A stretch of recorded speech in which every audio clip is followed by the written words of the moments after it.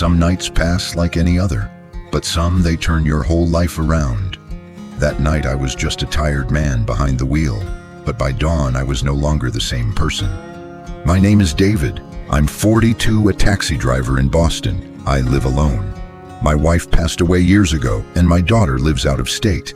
My days blur into each other, one ride after another, just trying to stay afloat. That night, it was snowing.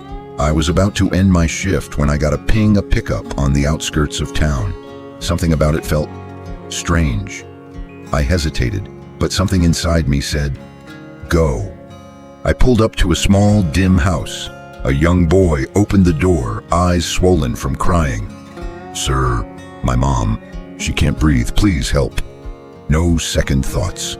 I rushed in, carried his unconscious mother into the car. The boy, Elijah, sat beside her, holding her hand, the whole ride to the hospital.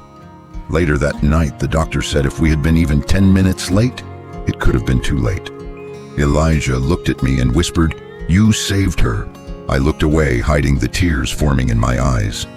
Something changed after that night. I couldn't stop thinking about them. I came back to check on them. Maria, his mom, worked 2 jobs, no insurance, barely making ends meet. Soon, I started helping, driving Elijah to school, bringing groceries, taking Maria to appointments. At first, they were shy, but day by day, they began to let me in. Elijah told me about the planet stars, his dream of becoming an astronaut. Maria, she loved baking, though her oven hadn't worked in years.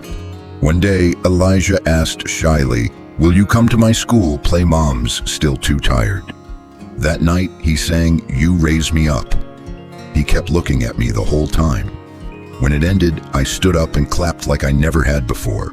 It felt like I mattered again. Weeks turned into months. I fixed their oven. Maria laughed more. I hadn't heard laughter like that in years. I didn't just find a family, I found a reason to wake up. 3 years later, under golden autumn leaves, we held a small backyard ceremony. Elijah stood between us holding a cake he made himself. On it was written, "Famti is the people who choose to stay." I used to think I was just a man behind the wheel driving strangers from one point to another. But that night, I realized some passengers aren't just passing through. Some are meant to stay and steer your life onto a brand new road. If this story touched something in you, you're not alone. At BrightSide Tales, we share the stories that matter, the ones that remind us we're still human. Like, follow and join BrightSide Tales. Let's walk this journey together.